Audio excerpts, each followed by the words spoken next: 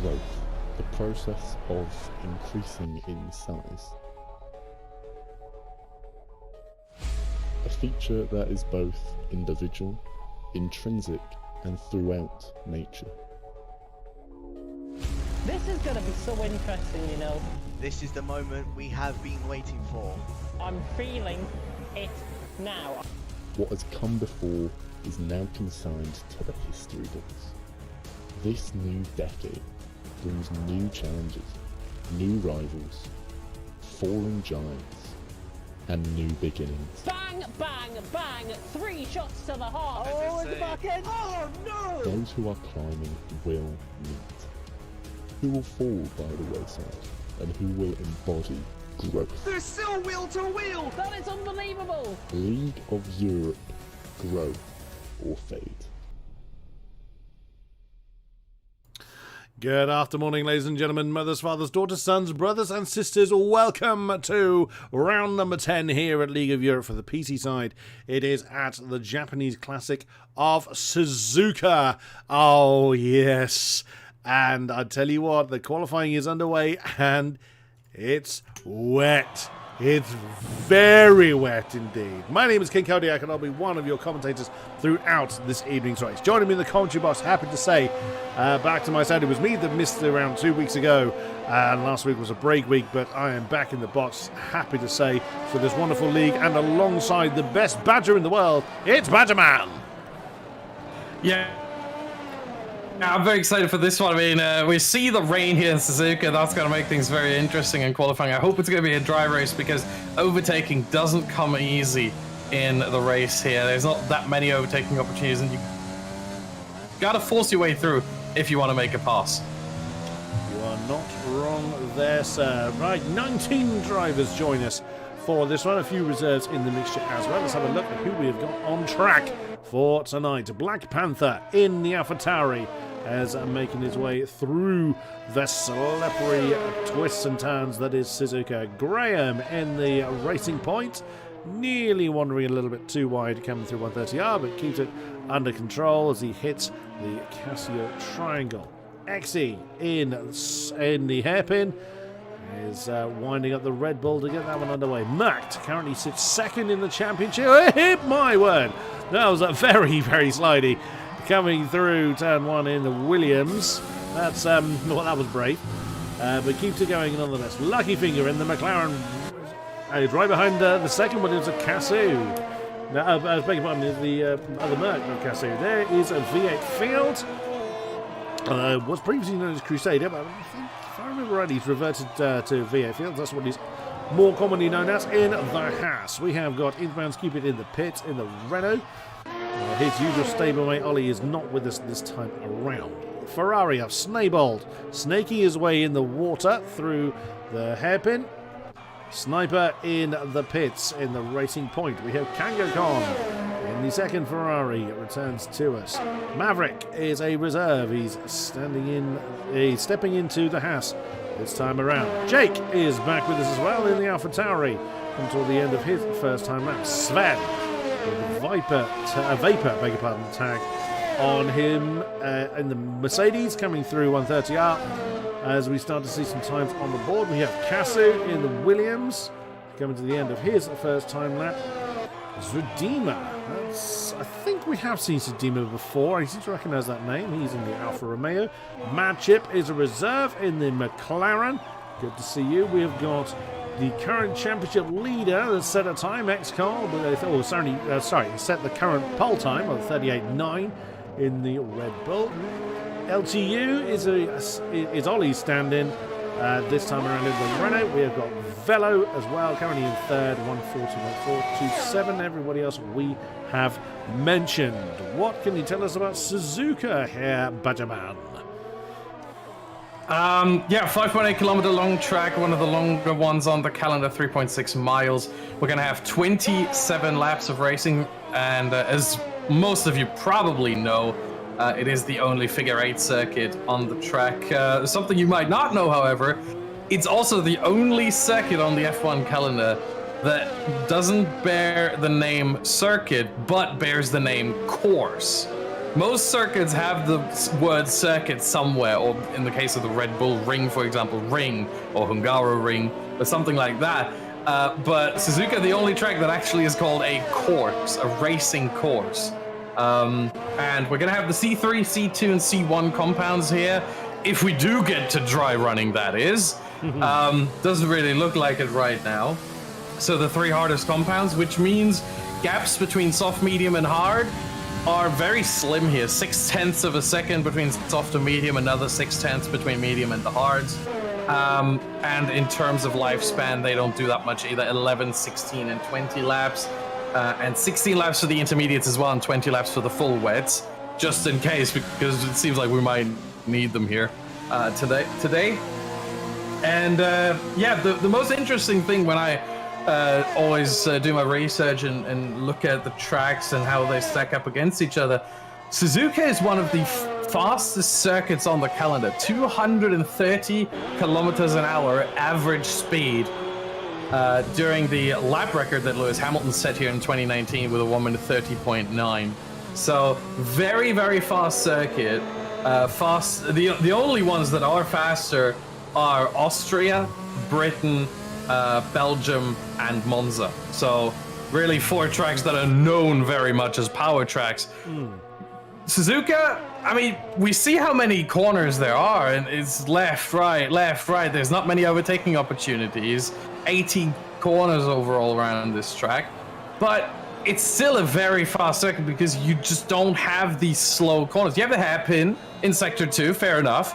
But other than that, you have the Casio Triangle, and that's about it. Other than that, you have just fast corner after fast corner after fast corner after fast corner, and that really does that really creates a very, very fast track, and the 27 laps should go by very, very quickly.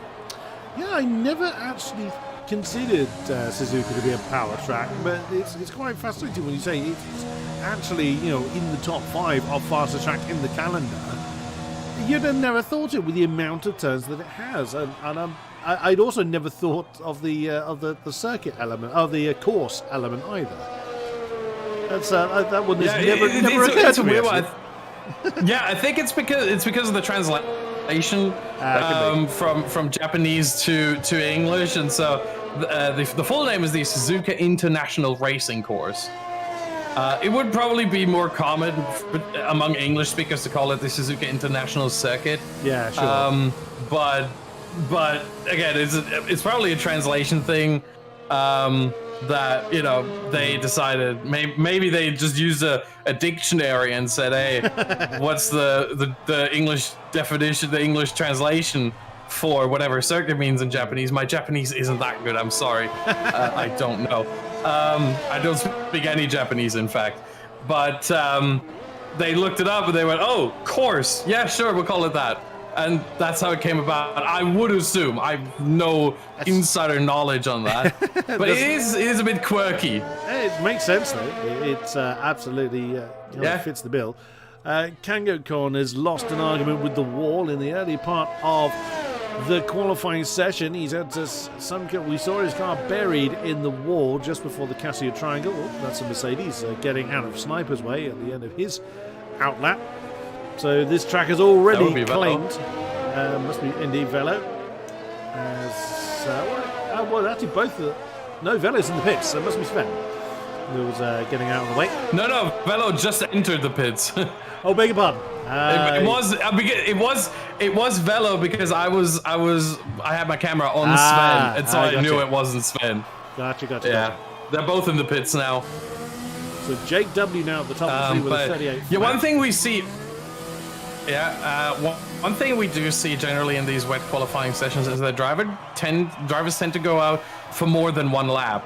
So it's not just what we see in dry qualifying where we always have out lap, hot lap, in lap, and they're back into the pit lane. Here, generally because these tires, they can go a little bit longer. As I mentioned, the intermediates have a lifespan of around 16 laps. So they can go a little bit longer than the softs that can take 11. And so the drivers go a little bit longer to get them up to temperature, get them up to speed. You know, these intermediate tires aren't the quickest when it comes to that. And so a couple of laps are required to really get into a rhythm get into a good flow, and get the tires up to the point where they deliver the most grip. So we see for a lot of drivers here, if we set the detail to fitted, we see for a lot of them 3 laps. If we set it to best, we see 3 laps, 2 laps, 3 laps, 1 lap for J. Cole there. Bit surprising, but maybe that's why he's down in 5th, because the other ones, they did more laps, and Black Panther and Velo just ahead of him, Mercked and Jake as well. They did a couple more laps, they had a couple more attempts, they had better tires, and it worked out much better, as LTU just had an invalid lap that would have been a 137. I just saw that. Wow. So I don't think we've seen the end of it here. It was invalid. I don't know where he invalidated. It might be that saved him a couple of tenths, but I think 137s are definitely possible. Well, J. Cole's just coming over the line now. No, he was getting purple early on in the lap. Well, no sooner did you say it that J. Cole has banged in a 37.2, nearly picking up 2 seconds from his previous time. And then again, he's only 1 lap on these tyres. So J. Cole kind of getting out there and getting on with it. Again, he's our championship leader, only 8 points ahead of Mercked. So it's still very close to the top of the championship, certainly the top 3. 8 points ahead of Velo. Oh, Velo. 15 ahead of Mercked. Beg your pardon, I remembered the championship order the wrong way round. So it's Velo the second, Merck third. But then there is a gap from the top 3 downwards. That's kind of due to drivers not necessarily, some leaving the season and some joining the season. So there is a gap 3rd to 4th. But those top 3 are pretty close together. So only 50. Wow, a 36.5 from Jake now in the Alpha Tauri. Now Jake was pretty quick last time we saw him. He's won a race earlier in the season. I haven't got the championship order ahead in front of me at the moment. Well, you mentioned LTU, and there he is, a 36.7 on the board. So those times are really starting to come down as we're heading towards the final 5 minutes of the session. Wonder whether we're going to get in the race. No one is feeling the need to fit in full wets. That's fine. The rain seems to have stopped. I think that's why, or it certainly seems much lighter in the. No, there's still a bit coming down. There's still a bit coming down, but for the most part, it's gotten a lot lighter than it originally was at the start of the session, and that's why we see the lap times coming down as quickly as they do right now. I think we can easily get into the 35s here if this development continues and it gets just lighter and lighter. Maybe, as you prematurely said, maybe the rain does stop ultimately in these last 4.5 minutes of the session, and then we could get a much faster times here, whatever these intermediates are capable of. However, I think the best conditions for these intermediates are, as we have a yellow flag in sector 2, that's just someone going slowly, letting someone else by. I think one of the, that was Maverick, or Zadema, one of the Alfa Romeos. Zadema's just Maverick, started. there we go. Zadema's on a hot lap, on a hot lap at the moment. Oh, there we go. Jumping up to 3rd. So again, setting a good time there, 37.164. But yeah, I think you're absolutely right. The weather conditions having improved, if the rain may not have stopped, but it certainly seems a lot lighter than it was. So the time should continue to tumble. It's going to be a real mad scrap for who's last over the line. Yeah, it might be that if the rain does completely stop, we don't see the tires improve, because at some point these intermediates, they get too hot. They have a working range in terms of temperature of around 70 to 80 degrees. Once they get to like 85, 90 is when they completely burn away, and at that point you're just sliding around. So you need some water at least on track in order to maximize these tires and get the grip out of them. So the drivers might not want it to completely stop raining, but looking at the rain right now, it doesn't. There's still some water coming down, and that might just help them. As Zudima now heading to the line, what's it going to be? It's not going to be top 2, but it's going to be an improvement on P3 and a 37.0, and he immediately loses that position to Sven, who also dips into the 136s. Oh, just 36.998, then as a little bit wide coming through turn 1. Very, very close then for the Mercedes. Very nicely done. So also noticed that Exi had jumped up to what was 6th position. He's just been dethroned from that by Kasu. 38-1 for Exi, 37-2 for Kasu. Wow, he's only 19 thousandths behind J. Cole, who's back on track. Jake is back on track, so he's not just leaving it to chance with that very impressive 36.5 on the board. And it does make sense if the rain has stopped, or at least eased. The track is only just going to get faster and faster and faster. With 2 minutes left, I'm not really certain that the tyres burning away are going to be too much of a trouble, especially if they're not going to need them in the race. I'm thinking we're probably going to be facing dry conditions because no one's looking after tyres at all, which is absolutely fine. But yeah, so now the mad scrap in the final 2 minutes, the banzai phase as I call it, really begins.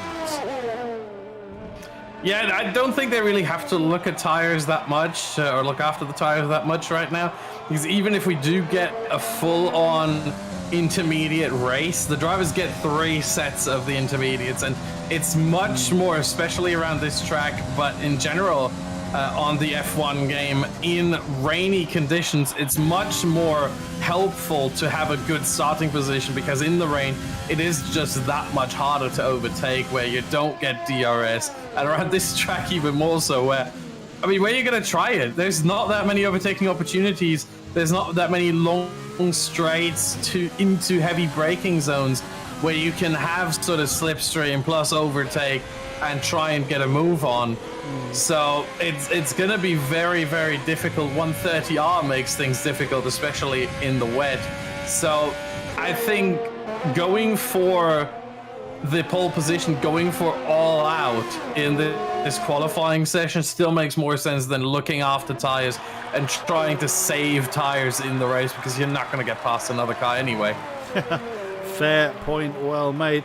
There's been a few incidents on track. A couple of people retired in the pits, but a few people have skewed off the road. We didn't quite see it on camera, but a few people have had a few more arguments with the wall. As Merckx now, well, I was just about to say Merckx has got the pole time. J. Cole has now taken that one with a 36.3.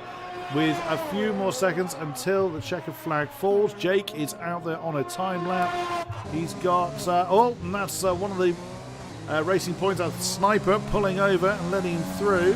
Hopefully that hasn't delayed him, because the checkered flag is out. No, it didn't. 36 flat for Jake W to take the pole time at the death of the session. Is Merck still going? I think he is. Yes, he's still using He US, is, yes. So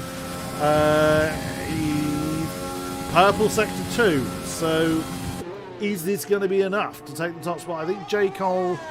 Is J. Cole still on a time lap as well? Yes, I believe he Well, is. here comes Velo first off. He's up by 1.5 seconds, and he moves up to P6 right now. So for him, he moves ahead. And there is Merckx, 35.8. So we did see someone drop into the 135s. We are still waiting for Graham, 39.6 right now, but he's also up by 1.5 seconds. So he should be moving into P11 ultimately.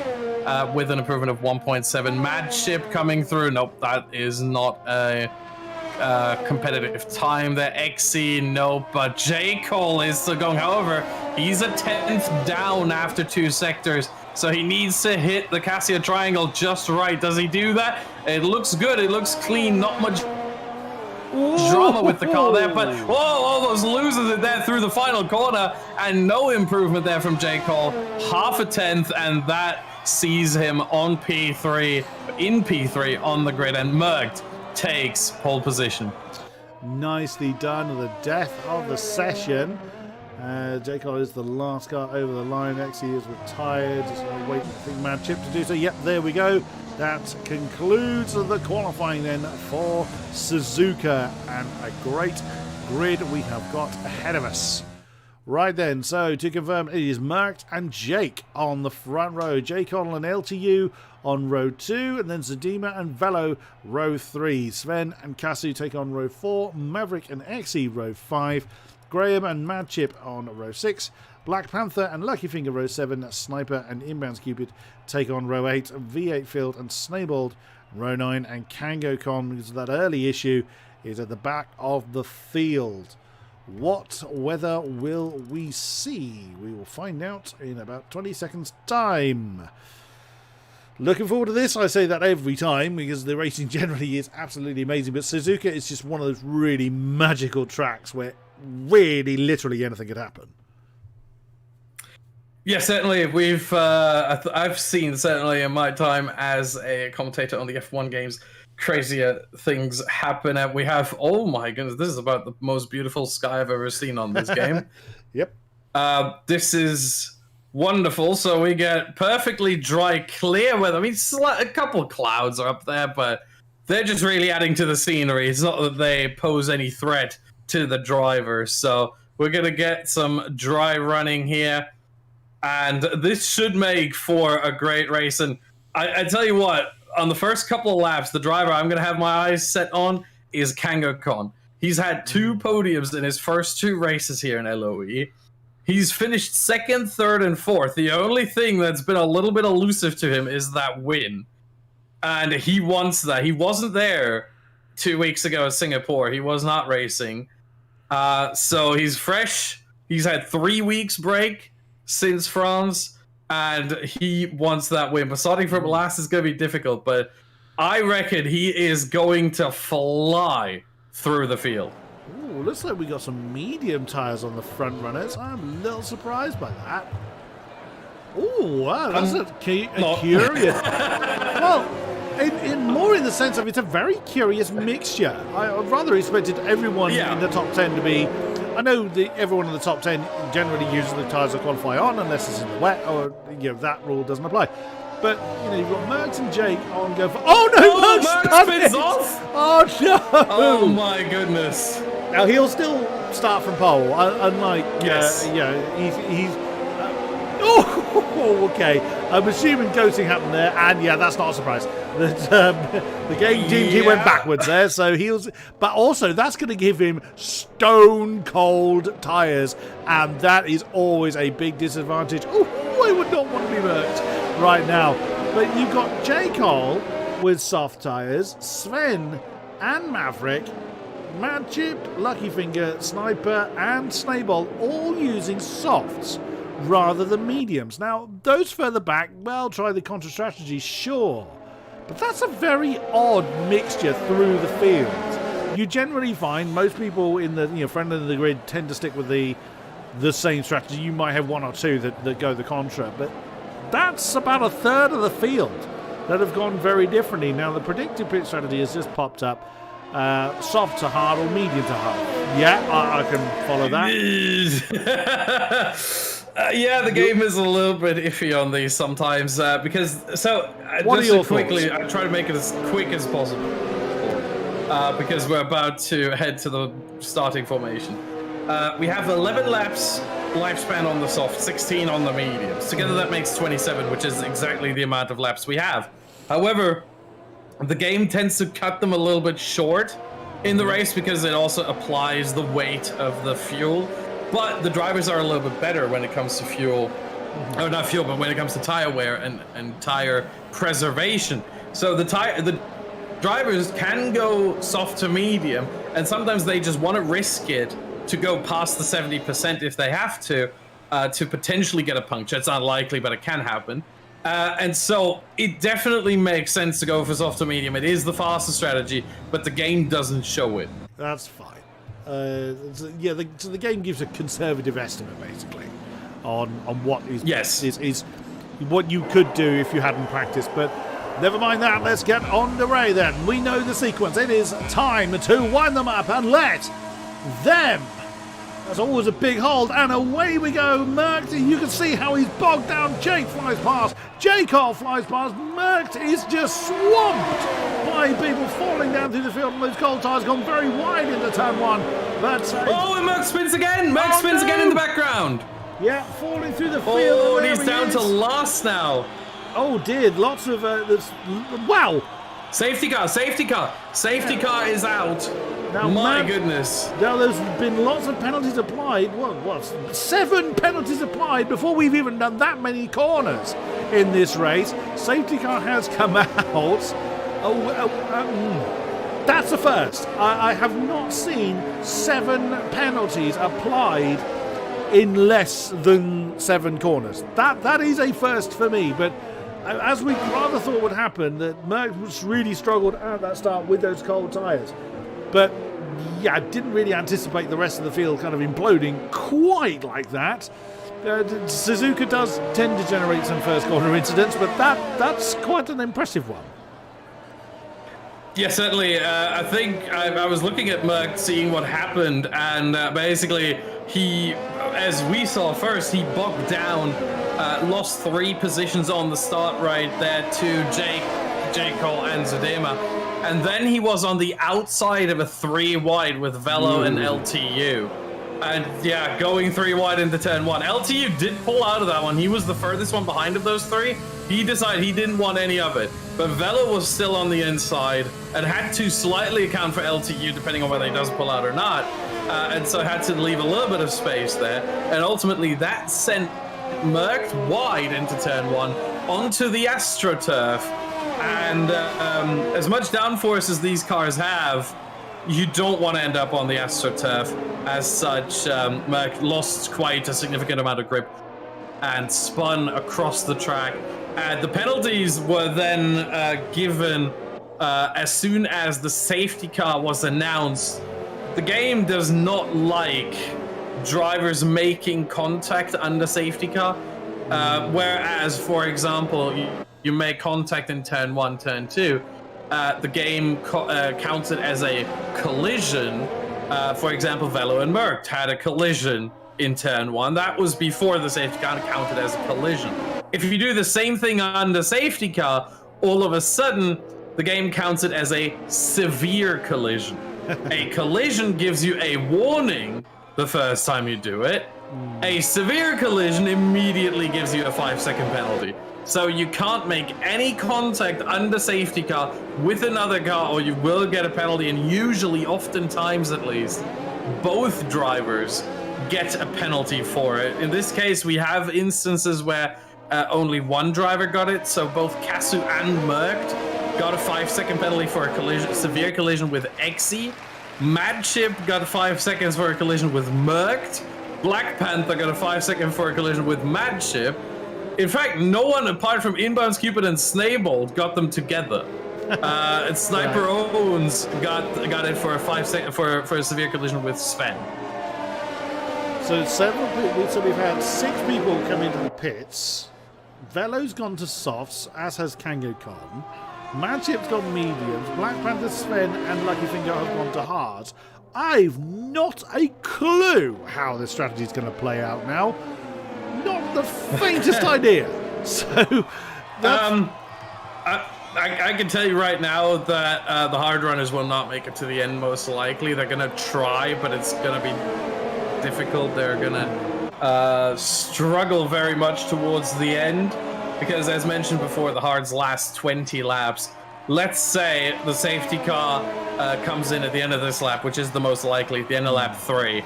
Then all of a sudden we have 24 laps of green flag running, most likely, which is honestly the best case scenario for the hard runners, unless they get a pit stop where they can get off the hards. But 24 laps with 20 lap tires, you see there's an issue mathematically. The numbers don't add up, quite literally.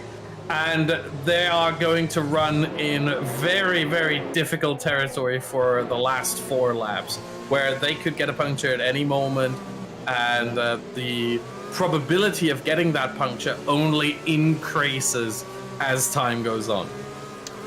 very much so. That is where we currently sit. So Lucky Finger has caught the back of the pack. So we now basically just wait for the safety car to peel back in and we'll get this race back underway. I wonder whether the hard runners are banking on another safety car at some point in this race. I don't think so. I think they want to go to the end and they're going to risk it. That would be their best option. If they are banking on another safety car, they would have either gone on to the softs or the mediums. Probably the softs because they have the most of those. And so they could then just easily take a one stop onto mediums and not have to worry about anything really. No, they went on to hards. I think Velo and Kangaskhan are banking on another safety car. I think Madship also does. So there's no way they will make it to the end. The hards, they might, but with severe struggles.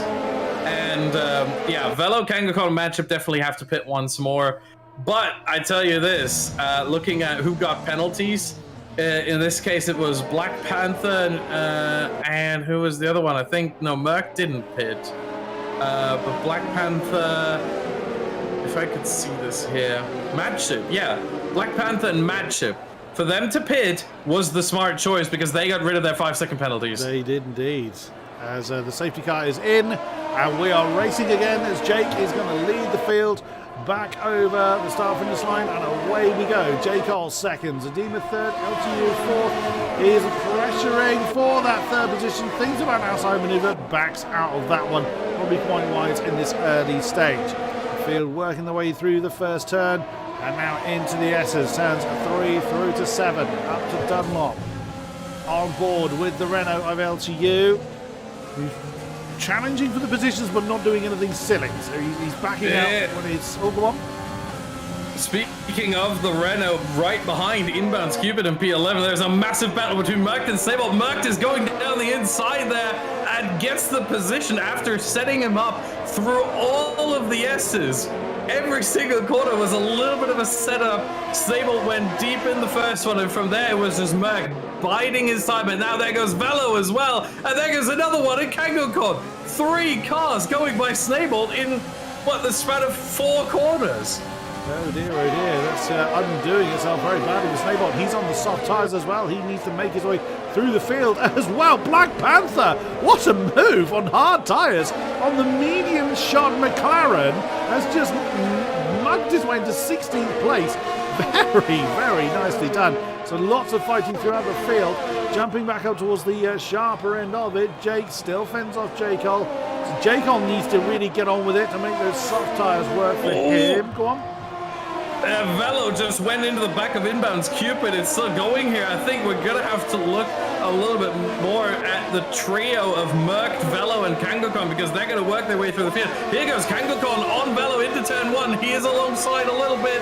Is it enough? Ooh, yes it is. What a move from Kangaskhan down the inside. But here comes Velo. No, has to pull out of that one. Oh. But those 3 are going to work their way through the field now. Kangaskhan sizing up inbounds Cupid here. We know the pace they have, so it shouldn't take them too long, but it's a tricky, and look at this, Kangaskhan doing it just like Merc did on Snable, same corner. Inbounds Cupid has absolutely nothing here. And now Velo probably into the hairpin, I would assume. He uses the overtake button. He's going to be later on. Oh, he's going to go around the outside on the grass! On the grass! And Inbounds Cupid keeps the position. Oh my, and now here towards Spoon. This should be the overtake done, and it will be with the overtake button. And Velo gets that position. Meanwhile, Merc past V8 field as well. In that whole thing, we missed that. Kangaskhan and Velo will size up V8 field rather soon, I think, as well, as Black Panther is now past Snable on the exit of Spoon there. Can Snable come back? No, there goes Madship. Past 1. Nah, does not go past 2. Snable on the AstroTurf. There goes Sven past as well. Snable down to 18th. Yeah, he's in trouble. He's just plummeting through the field. The end plate seems to be on the front wing. Just Snable just does not seem to have the grip he wants, or certainly doesn't have the confidence in his car. But wow, we're seeing some great moves. Here comes Merc on Sniper and gets the position. Sniper ran a little bit wide in turn 2. He carried too much speed into turn 2. Through turn 1 it was all fine, but then too late on the brakes for the second part of that double right-hander, and Merc says thank you very much. Now V8 field. Where does he look? That's the question I have. Where does V8 field look? Does he look in front? trying to pass Sniper? Does he look back, trying to defend from KangoKon? What's he gonna do? I mean, he has to split his eyes. He has to be a chameleon here and independently work his eyes. And here goes KangoKon down the inside. No, he thinks better of it. He saw, I think, what happened with Velo on the last lap there when he tried it around the outside of Inbounds Cupid. But now KangoKon with the ERS trying to get past V8 Field. V8 Field used some of it as well, so no chance here just yet. Maybe out of Spoon. Oh yeah, V8 Field going way too deep there. Misses the Apex, both Apexes in Spoon, and that should open the opportunity here for KangoKon. And V8 Field doesn't even fight it. No ERS usage, and as such, KangoKon flies by with some extra battery. And up into 11th he goes. Here comes Velo. He's got the overtake button on. He's got to go for the inside line at Casio. Can he slow it down as Jake gets the fastest lap? Yes, he does. Again, V8 Field, I think, knew that one was coming and has let that one go as Merckx has gone past Graham, has passed on the start finish straight with DRS on the Williams and up into 8th position for Merckx. His recovery drive continuing apace as Black Panther's made another one. He's gone past Inbounds Cupid. Wow, I'm very surprised that Black Panther's making these hard tyres work so well. I mean, is he burning too much life out of these tyres, I wonder? I don't know, but here comes KangoKon around the outside. Oh my goodness. KangoKon around the outside of the racing point, and Velo now gets the inside for Degna 1. Into Degna 2, has to pull out because otherwise there would not have been enough space. We have a yellow flag second one, that is Lucky Finger, who is off. And Velo sends it into the hairpin and gets it. Sniper owns opening up the steering wisely, because otherwise those two definitely make contact. So Sniper here making the smart choice, deciding, you know what, I don't want contact here, I don't want a crash. And Matchup is out. Matchup retired. That is on the run to Spoon out of the hairpin and towards Spoon, and we have a virtual safety car. Virtual safety car indeed. Oh, but with Lucky Finger, what on earth happened here? Mad shit, we should see his car, and there it is, buried in the wall. That's a really strange place. That's a long way through that long right-hander. What on earth happened there? I'm assuming he's just gone a little bit too wide and bounced on, you know, a bump in the grass or something, and just pitted it towards the ball. The only explanation I have is Sniper owns now pits, gets rid of those softs. Smart call. Will have to go on to the hards, I think, or if he wants to risk it, the mediums are possible. Inbounds Cupid. And Sniper owns apparently. Alt Maverick with a drive-through for speeding under virtual safety car. And yeah, Sniper on the hards, Inbounds Cupid on the hards, and Sven on the mediums. He also changed his front wing there. And yeah, that's a drive-through penalty. Do we have multiple? Sven retires in the pit lane. Nope, Maverick was the only one with a drive-through there. Everyone else behaved under the virtual safety car. But also, Sniper served his 5-second penalty from the beginning part of the race. So again, very wise move then from the racing point. So Merckx had settled in 8th position. VSC is now gone. We are racing once again. But Merckx doesn't have any immediate pressure from Velo because Velo is 3 positions back now as we have a problem in Sector 1. Black Panther! Oh no! Past V8 Field into Spoon. And I think, looking at this, I think this is what may have happened to Madchip. That he was trying to overtake someone round the long right-hander between the hairpin and Spoon and tried to do it round the outside, and it was just a misunderstanding, or it was just, you know, not given enough space, and he ended up on the grass and then in the wall. I think maybe it was a technical issue that all of a sudden, because you have to steer through that whole right-hander, and all of a sudden if your wheel gives out, well, then you're just going to go straight on. You're going to end up exactly where Madchip ended up. So it might be a technical issue. It might be a misjudgment on overtaking around there and just before Spoon. Either way, Madchip unfortunately out of the race, and Sven has retired the car under his own power in the pit lane. Oh, Merckx has got Maverick right ahead of him now. This is going to be interesting. So Merckx has been making some great headway through the field now. Got 2 competitors right ahead of him. No DRS, no presence behind him as Graham is 1.3 behind. Doesn't make him move into the hairpin. What is the Williams going to do? So I think he will stay. I think he'll stay behind because he sees that Maverick has a drive-through penalty, and so he just thinks, you know what, he's gonna pit at some point to serve that drive-through, and then I'll be rid of that car in front anyway. So he's gonna use this time right now to just stay with Maverick, get the DRS off of him, get some slipstream, save some ERS, and then he can battle Exy over P6 as soon as Maverick serves that drive-through penalty. Well, let's see what happens then as we come down towards the Casio Triangle. Oh, the Red Bull's a little deep there, but keeps it going. Does Maverick coming? Yes, he does. So, yeah, you called that one absolutely spot on. And the pit window is now open. Well, that's nice of the game to tell me that. So, yeah, and Merckx has, of course, kept that DRS range to Exy. So yeah, I think exactly as you've just called out is exactly how that one's going to play out. Up front, the gap seems to just kind of, well, everyone's kind of minding their own business. Jake's actually broken DRS to J-Cole.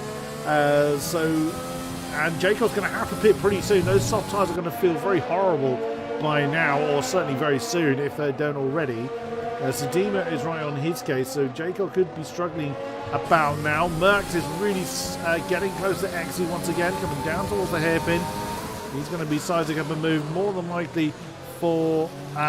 Stabled off in Sector 1. There he is. He's to the end of the S's where that's gone wrong for the Ferrari. So great shame there. It's back underway again. Black Panther is up to 11th with this incredible drive he's putting on at the moment on those hard tyres, on the 7-lap-old hard tyres. Let's hope he hasn't burnt the best out of them before the checkered flag falls. Keeping an eye on Merckx. Here we go, heading down towards 130R. He's not going to be close enough to make the move there, and he's not trying to close that gap in. Yeah, but here goes Velo on Graham. Over P9, round the outside here. Graham goes defensive, but has nothing. Has absolutely nothing on Velo, who just waltzes past, and that is damage for Merckx, I think. Didn't Merckx run into the back of KangoCon? Yes, he did. There's no end plates at all on the Williams. Oh no! Oh, it's a big one. He's got one of them, but he's missed the other. Here comes Velo. Oh, Merckx is going to be easy pickings, and he just gets out of the way. He's got nothing through the S's. Oh no, Merckx! What a shame. His incredible drive has come to nothing, it seems. But what's happened to Black Panther? J-Cole's pitted. Black Panther, which has been overtaken by V8 Field. That's what's happened there. Oh no, so Merckx is going to have to come in. Well, he would have had to have come in anyway, but may well be early. No, not yet. He would have had to come in lap 16, and I think, honestly... I didn't mean just now. I think it would probably be smarter. I think it would be smarter for Merckx right now to just stay out despite the damage, because what's he going to lose on a lap? A second? If he comes in now, he would have to go on to hards, and he loses a lot more than a second. So his best chance is to stay out for another 4 or 5 laps, then go on to soft, serve that penalty that he has anyway, go on to softs, and then just fly through the field as much as he can. Because he's not losing that much time. Well, he lost 2 seconds this lap, but I think it's because he let some cars through. Now the next car is V8 Field behind him. That's 2.7. He will not see V8 Field throughout this lap, even if he doesn't pit. Does he pit? Does he decide? No, he stays out. Actually, yeah, I fully agree with that. Velo does come in. Get rid of the softs. That is the smart choice here. Same should happen for Maverick rather shortly, and for KangoCon. Yep, Maverick comes in immediately, and KangoCon should come in within a lap or 2. Here goes Black Panther on V8 Field over P9, and they're still side by side through turn 3. Oh, nicely done. Those two have been arguing for a while now. Black Panther now back ahead of the Haas, going through the S's. Black Panther just seems to really dialed into those hard tyres, but I can't shake the feeling he's just burning the best out of them as we were yelling in sector 1. Velo. Oh no, Velo. Oh, he's just come out of the... Oh no, he's not long out of the pit on those tyres. He's made a mistake coming through turn 1. J-Cole, though, is flying on those very fresh tyres. He's actually caught at the back of that Black Panther V8 Field fight for 9th place. So he should be making some pretty strong progress through the field as well. So now we started with 7 penalties. Only 2 of them remain, which is Kasu and Merckx. Well, both of them have to come into the pits, so they will be serving these penalties whether they like them or not. Casu, is he trying a move on LTU? I think he's slowly caught the back of the runner. I wonder whether LTU's made a mistake somewhere, because I'm sure J. Cole. Go on. Oh, yeah. He's J. Cole made it past V8 field. That's one position already. I think he will get the other rather shortly as well. On DRS, probably on Black Panther here. Maybe not yet. That's half a second that he's behind, so it's going to be difficult. He's using overtake, trying to get there. He will have some closing speed. He will have significant closing speed, and he actually still does it. Wow. I think Black Panther didn't really try to defend much there because he knows ultimately that J. Cole's on a different strategy, has already pitted, and is as such a lot faster. Indeed, indeed. There's no point trying to fight that one off. So Merck is next down the road, and Velo has just overcome the McLaren of Lucky Finger on the start from the straight. A fairly straightforward move for the Mercedes, but of course he's lost a fair bit of time due to that mistake he made last time around. J. Cole is catching the back of Merck, as we previously mentioned. Kangoo he's fairly close to the back of Exy, but I would imagine those tyres are absolutely ruined on the Ferrari at the moment. So expect Kangoo in. Like you were saying earlier, I thought he'd have come in with the rest of the soft runners, but he's trying to stretch that one out as we're on board with the Red Bull. Oh my word. I'm not sure Merck was trying to let J. Cole through, but with the damage that Merck had, that compromised his exit speed, J. Cole just absolutely nailed him on the exit off Spoon. So Merck at least gets a little bit of slipstream to help mitigate time lost. And DRS. Yeah. Right now, it would be absolutely stupid for Merck to go into the pit lane because he gets DRS off of J. Cole. And that certainly helps. If he goes into the pit lane, he does get that DRS. So he stays out once more. If I was Mercked, I'd go pit at the end of lap 15, I would say. Because then he has to take the softs 12 laps. Remember, they last 11. But the fuel tank is a bit lighter. There's not as much fuel in the car anymore. So it should be easier on the tires, and they should last 12 laps on the softs. And it would make sense to go a bit earlier. If he's in communications with Casu, I think they should talk it out over who goes first, who goes second, as there goes Black Panther. I was on board with Merck. Out of absolutely nowhere, that AlphaTauri just comes flying past. My goodness. No one told Black Panther to look after these hard tyres. He's just YOLOing everywhere, it seems. But sadly, the track limit penalty has bitten Black Panther a little bit, as he now has that 3-second penalty on the board. Well, yeah, I think Casu is playing it exactly as you're predicting. So great effort there, and like you say, he hasn't lost masses of time compared to what front wing damage would normally cost. So fair play from that one. He is going to be in the pits a while. He has got that 5 second penalty to serve, and of course the wing change to do. Exy is in. Kangoo is carrying on.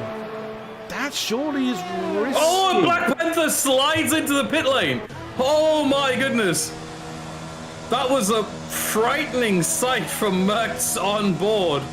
Black Panther at the last moment apparently realized that he was about to pit, and he slides through the final corner. This is about the closest we've ever come on this track, or I've ever come to seeing Tokyo drift in an F1 car around this track. My goodness. Really, he was basically sideways. Oh, sadly didn't quite see it, but we'll take it with. Now, a couple of curious decisions. Now, Exy is out on the softs. That I can. That's a little long for the softs, isn't it? It works. It works. He'll be fine. But LTU... He'll end the race at around 75 to 80%. It's going to be tricky at the end for a lap or two, but it'll be fine. But LTU is on the hard, so that's the one that really... Yeah, that's surprising. Yeah, I wonder if that's a mistake more than intent. I think so. In comes Sudima from second place now to ditch those mediums that he's been on for, well, since the start. So keeping on Weirwood, and Casu follows him in. J. Cole on the back of Graham for currently 5th position. Oh, and Kangoo was speeding in the pit lane. Is his day going to get any worse? Well, it's certainly trying to. Here comes Here comes Mercked into the pit lane and KangoKon. And J. Cole, he's just beaten Zadima out. So J. Cole back up into second now. Zadima, oh, that's awkward for Zadima because he's got Graham in between them. Now, softs on the Alpha, that's fine. Fine by what you were explaining earlier. You know, they'll be a bit difficult towards the end, but it should still work. But that is not what Zadima wants. He does not want this bright pink Panther right in his way on the inside of Dunlop. We've seen a few people make that move, and oh, wow, there ain't a lot of run there, but he has made it stick. Very, very nicely driven, and he had to do it. He had no choice but to get it done when he did. Merckx, as you say, he's in the pits. Assuming he's on his way back out again, is it? Yeah, he's back out on track now, down in 14th place. Oh, what might have been for the Williams, as Luckyfinger in the McLaren as well. Oh, he's thinking about trying to get through Sniper. He wants that Dunlop curve. He's trying to get as close as he can to the racing point. Now he's going to try and banzai it out of Dunlop. I know he is not close enough. Oh, that's going to be very, very frustrating for Merckx. Jake is in. Now then, where is Jake? Can I just quickly say something? Can I just quickly say, Jake did a superb job on his first stint. His lap times were incredibly consistent. From lap 9 onwards, which is after the VSC, 30-0, 29-5, 29-9, 29-7, 29-8, 29-9, 29-9. Wow. And just to put up a little bit of a comparison to J. Cole, who was on 11 laps fresher mediums. 29-9, 31, 29-9, 29-3. He was running on 11 laps older mediums, the same pace as J. Cole.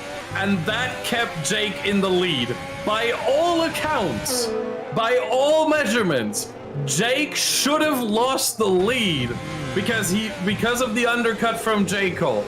But he didn't because he was so fast and so consistent on those medium tires. I honestly, I have no word. This is one of the best drives I've ever seen on any F1 game right here from Jake. That first stint was magical. Nothing short of magical. And he's just dancing away from J. Cole at the moment, who isn't really... Here goes Zadima. Well, Zadima's been close to J. Cole since Zadima came out of the pits. So is J. Cole going to fend off Zadima to any great degree? Well, he's gone to the inside line, but he's got nothing, absolutely no answer to the freshly soft shot Alpha. He's just absolutely left him for dead at that point. Yeah. Now we saw J. Cole pull... Kasu on Exy as well down the main straight. And that closing speed should do enough there. Kasu easily flies by. No chance for Exy to defend that whatsoever. Oh, and here goes KangoKon. Oh, very opportunistic to poke his nose in there. But ultimately, he wasn't fast enough or close enough to make that move happen. But think about if that move sticks, all of a sudden KangoKon possibly with the overtake of not just the race, but the season. But a little bit too far away there. Was not able to make that happen. Exy stays in P6 at least. Yeah, but KangoKon is buzzing all over his tail. And Cassie does seem to be moving away from the Red Bull as Inbound Cupid's come back into the pits again. He's had some kind of trouble. Only 9 laps on those hard tyres for the Renault. He's decided to get rid of them. You see the distance between the Ferrari and the Red Bull at this point. As Maverick picks up a penalty. Now we're starting to see those 3-second track limit penalties creeping in. Still got 10 laps to go. KangoKon is really pressuring Exy now. Look up front. Jake has got a 2-second lead over Zadima. And J. Cole has lost 1.6 seconds over Zadima now. Is the Ferrari... Here's KangoKon now. Yeah, here he comes. Surely. Well, he wasn't waits for the it. DRS. Yeah. He's waiting for the DRS. Smart man right there. Smart man. But look at Exy, he gets the better run out of the Cassia triangle, so it might be difficult.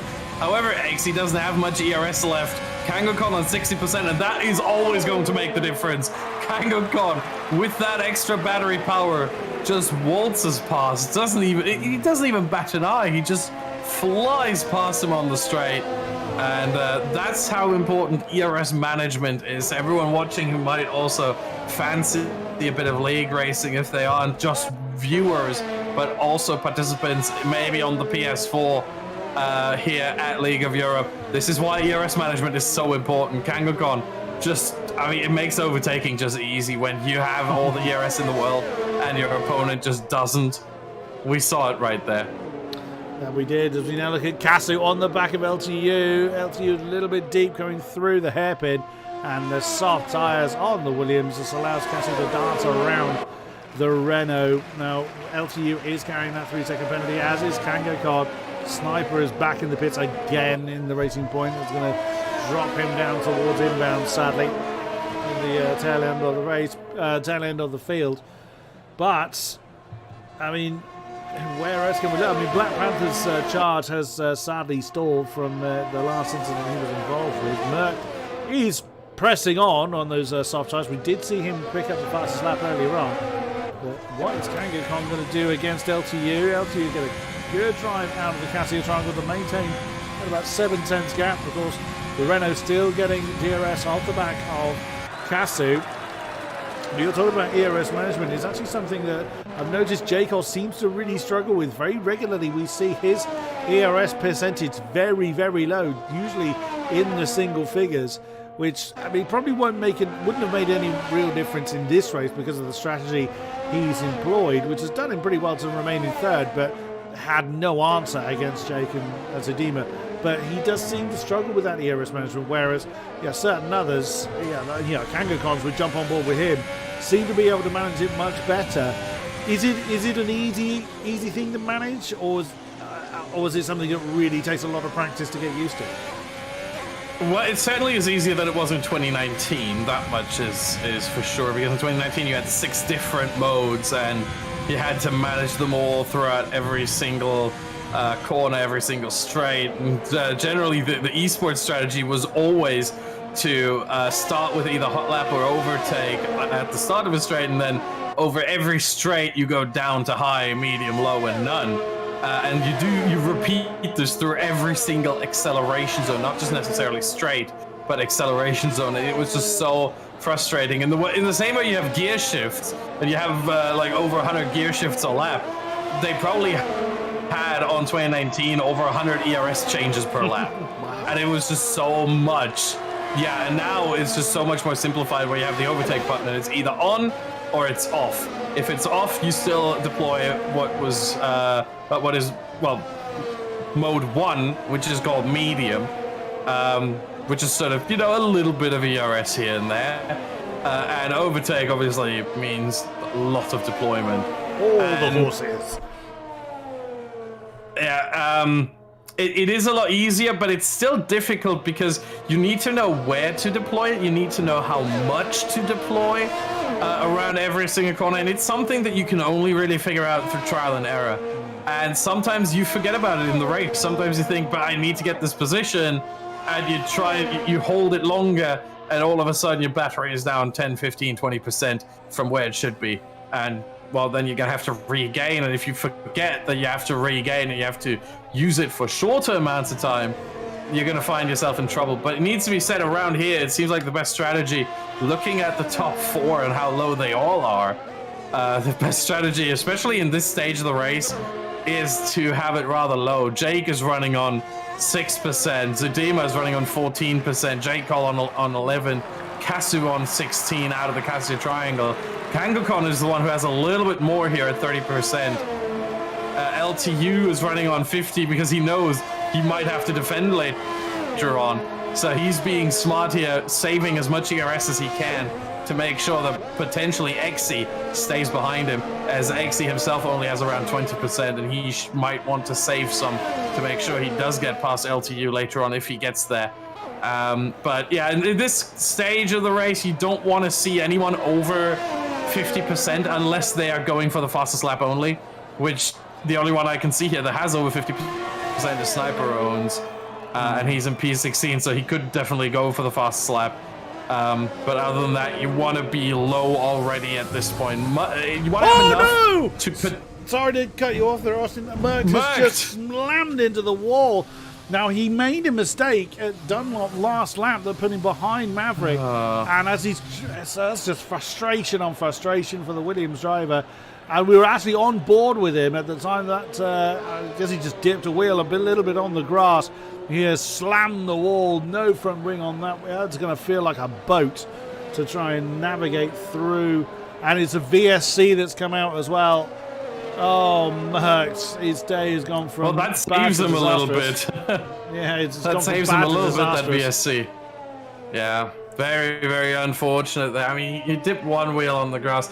I say this jokingly all the time, but it kind of is true. Suzuka is home to the deadliest surfaces known to mankind. If you've ever played Gran Turismo Sport, you know the AstroTurf on the exit of Spoon. The moment you dip a wheel on there, you spin. On GT Sport only. Here, it's actually quite manageable. But here, the grass is just completely savage. You dip one wheel on there, and on other tracks, it's not as bad.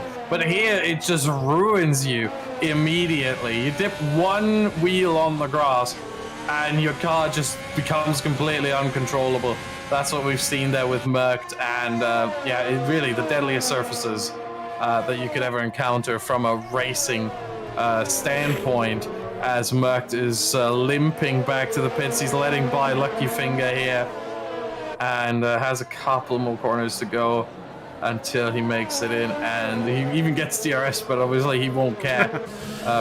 Rather into the pit lane, get a new front wing.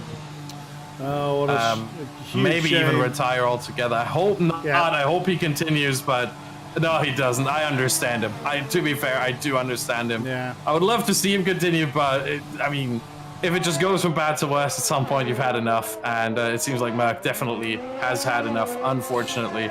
Leaves the session as well, and that will keep him in P3 in the standings, as both Velo in P8 and J. Cole in P3 are destined to score some points around here, and that should just increase the gaps in the championship.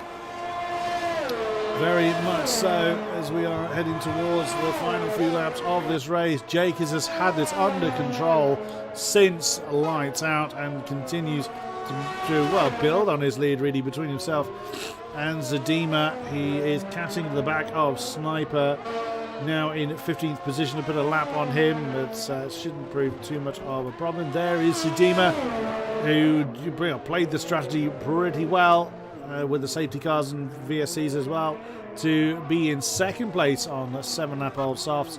Jake will do what he could on his medium strategy, still going to come home with an impressive third place for the Red Bull, and as you were mentioning earlier, Austin, he is still going to outscore Casu spun! Casu on the exit of the hairpin, all on his own, just spun into the wall. I think he's got slight damage to the front wing. Yes, he does. Right side end plate gone. And that was completely unprovoked. Kangaskhan was about a second behind, and just out of nowhere, and he didn't even dip a wheel onto the grass. He just spun all on his own, too early on the throttle, and he was gone. Into the wall he went. And now XC sizing up a move there. But Casu might be able to get at least 1 or 2 positions back on penalties, as he is still penalty free, as Kangaskhan has 5 and LTU has 3 seconds. But Casu needs to get a move on and gain some place, or gain some time back, really. Right now it's 4.5. And here comes XC. He's not even going to try to overtake. He's got 60% ERS, which is way more. Oh, there's someone going slow. That Sniper was going out of the way. Okay. Yeah. I was worried there for a second.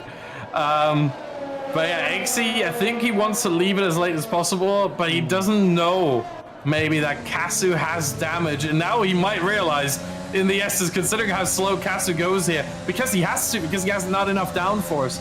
XC might have realized that Casu has some damage, and he might fancy a way past at the next DRS straight, next main straight at the very latest.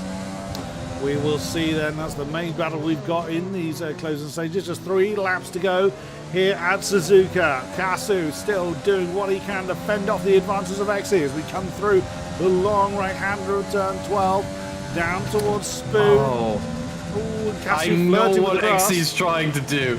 I understand what so apologies for the interruption. I understand now exactly what X is trying to do. Look at his ERS, over 80%.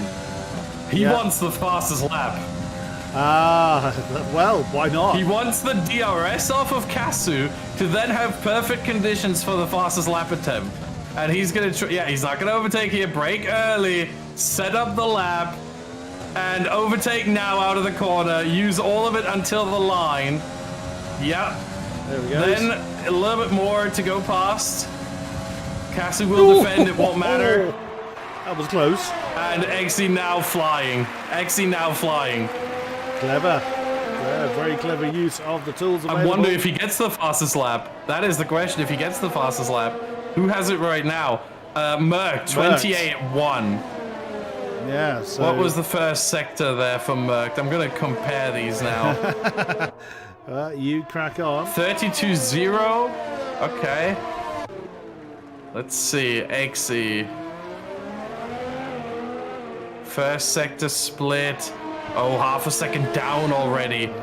This is going well. I think the tires are past their best. He's not even using enough ERS, it seems like. Now he's using some. Or maybe he just wants to keep it all for these long straights here. Yeah, there's not many opportunities in the first sector to use a lot of ERS, so he's just using it here then. On he goes So there. half a second down. He's not likely to overhaul that. I mean, Merck, we know how fast he is. That's a very tall order to match, in fairness. There's actually now has put a sufficient gap between himself and Kasu to prevent a counterattack, but Velo, he's within DRS range. His tyres are absolutely munched, in fairness, as we have a prop in Sector 1 who's gone a bit wider, don't know. The Snabled. Oh, Snable again. That was Snabled. Final lap then, here in Suzuka. Jake leads Zadima, leads J-Cole for the top three. Velo is closing in on the wounded Kasu. Is he going to be able to close in enough to claim that 7th spot? Both of their tyres are pretty well worn. So we will see who's going to be able to hang on there. Kasu struggling through the S's, as we know. Here comes Velo. He's going to try and time it to the Dunlop, a little close to try and make a move there. Is he going to try and nail him before the Degness? Yes, he does. Yet again, another pass in the middle of the Dunlop turn. That is 7th place for Velo. Very nicely executed. Yeah, certainly. I mean, Velo, I was on board with him. That was about as close as it can be. Almost ran into the back of Kasu there, but just avoided that. Even from what I saw, even went off the overtake button to make sure he doesn't run into the back. Just for a split second, that overtake button went back to yellow as Jake comes across the line to win the race in stunning fashion. Zadima second. J-Cole will get another podium to his name, his 7th now in 10 races. I mean, that's dominance right there. And Jake is the 3rd driver now. After we didn't have a repeat winner for the first 7 races, he's now the 3rd driver who makes himself a repeat winner after winning in Australia round 7.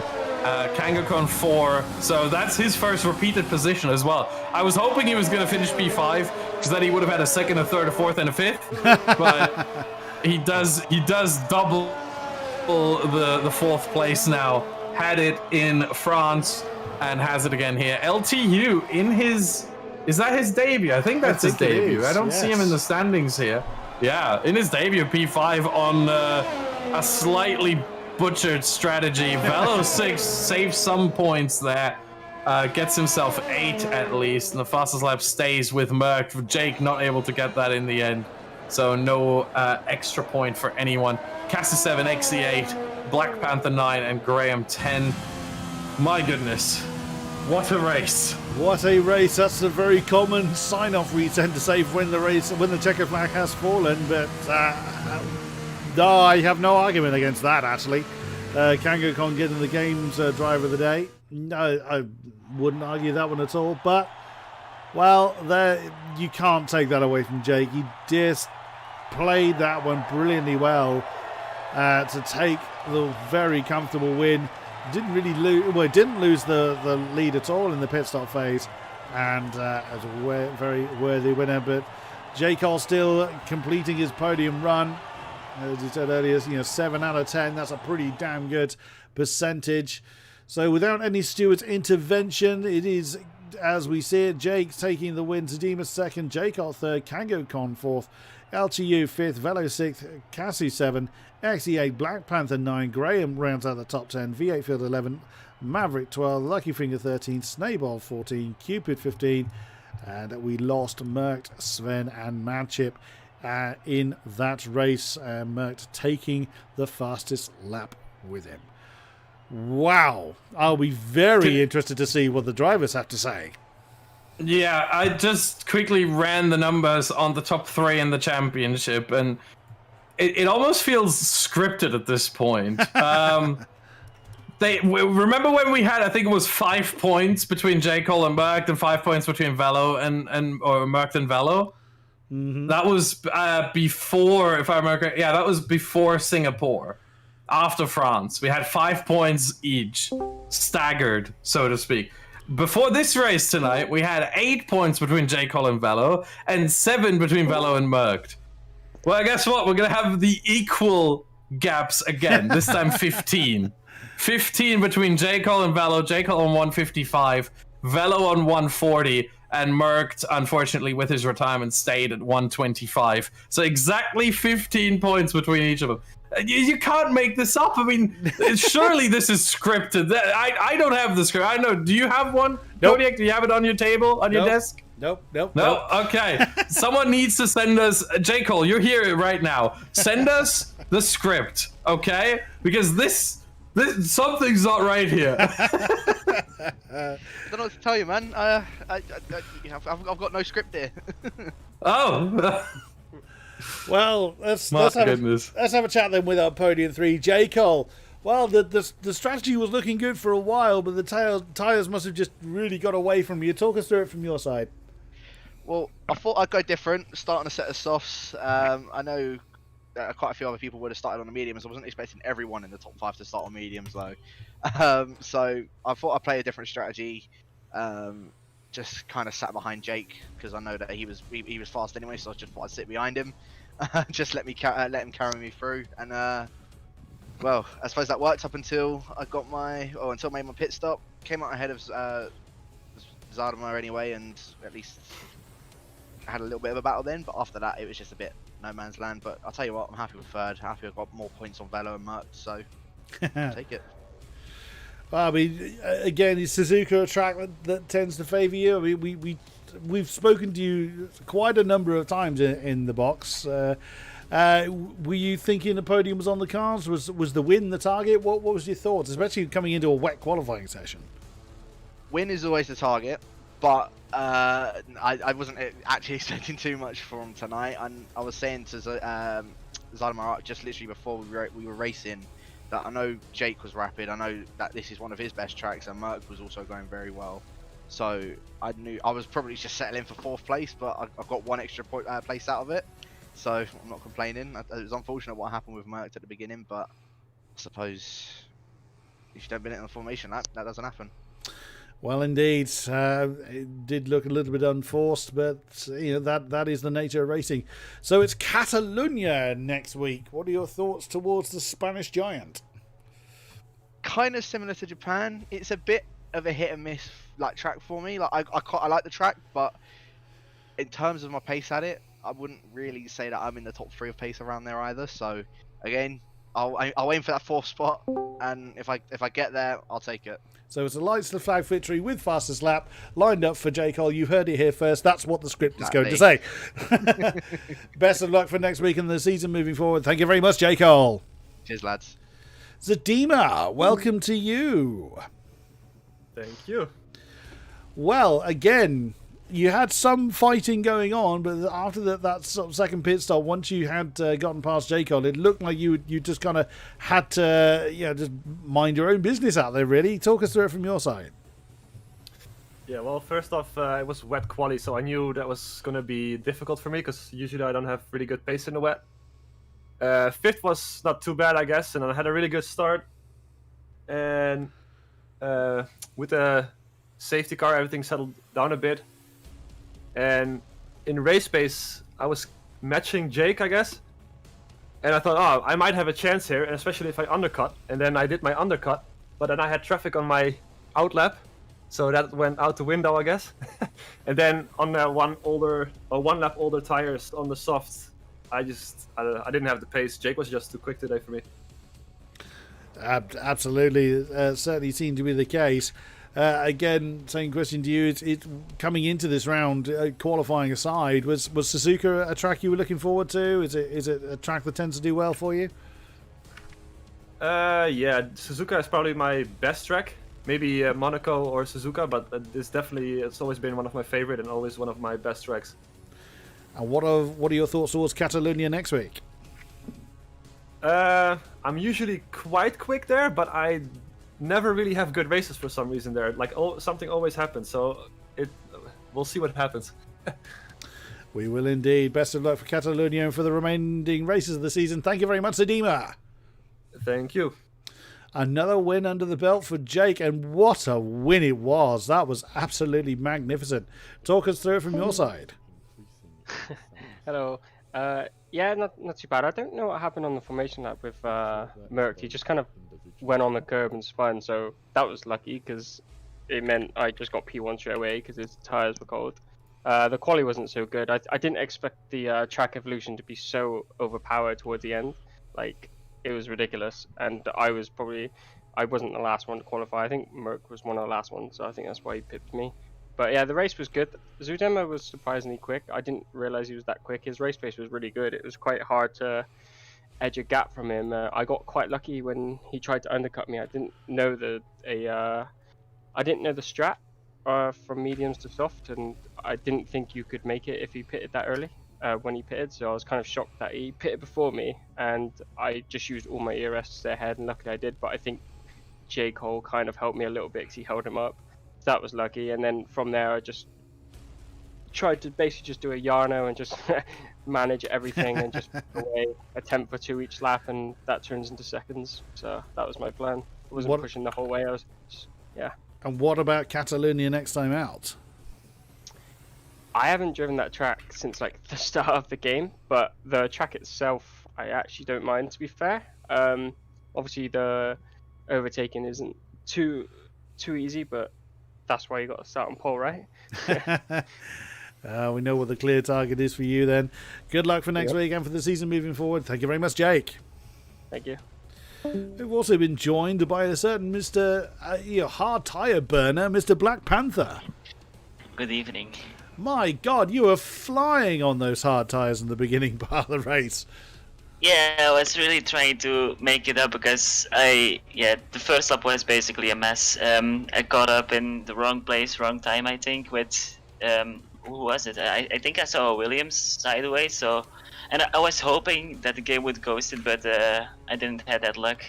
And then I was just trying to push, and I had a really nice battle with the V8 field at lap 11. So kudos to him to keep it clean and to make that move stick into the S. So that was pretty cool. But I think I can't be too bothered about the result, even though I was trying to go till the end on those hard tires, but I spun right into the pit lane. So yeah, I had to do something. Yeah, Austin clocked that one. I mean, was that an unintended pit stop then? Yeah, it wasn't an intent. Like I felt my back end slipping away, and I was like, oh no, that wall is coming close. So it was like, or I'm gonna crash, or I'm just gonna pit, and yeah, I had to choose for the pit. But yeah, it was an entry in style at least. Very unorthodox, I think the phrase is. What about Catalonia next week? I think that's. I think if I practice enough, that I can have a decent result here. But yeah, I need to make it up for the last two races because my rivals have been outscoring me today and before the break, so I have to catch up a little bit. Best of luck for Catalonia and for the rest of the season. Thank you very much, Black Panther. Thank you. And that is going to bring an end to tonight's festivities. Thank you very much to our drivers for putting on an excellent show as always. It's been a great pleasure to commentate over it, and certainly alongside the best badger in the world. Thank you very much, Mr. Badgerman. Yeah, I was very, very excited by this race as well. I mean, Japan always throws up some great stuff, and it did not disappoint once again. Spain, I mean, yeah, what can we say about Spain, really? We've seen the testing in previous years, and it was always the one thought I have about Spain. We've always seen the Spanish Grand Prix being like, it's so boring, it's so boring. Yeah, but it's because of the testing. Well, this year we had testing in Bahrain. Was the Bahrain Grand Prix boring? No, not really. So at this point, the excuse is out of the window. However, I'm going to say this, it has one redeeming quality. On the game, it does make for quite good racing. It might not be the best track in real life. It's going to make for a boring race later this season. But next week here in LOE, I think it's going to be another fun race to watch, fun race to commentate, and I can't wait. I fully agree with everything you just said. That I'm not a fan of it in real life, but in its sim racing, guys, it has all the right ingredients for a fantastic race. So do join us next week, same time, same place, for round 11 at Catalonia. We look forward to seeing you there. Until then, thank you very much, and good night.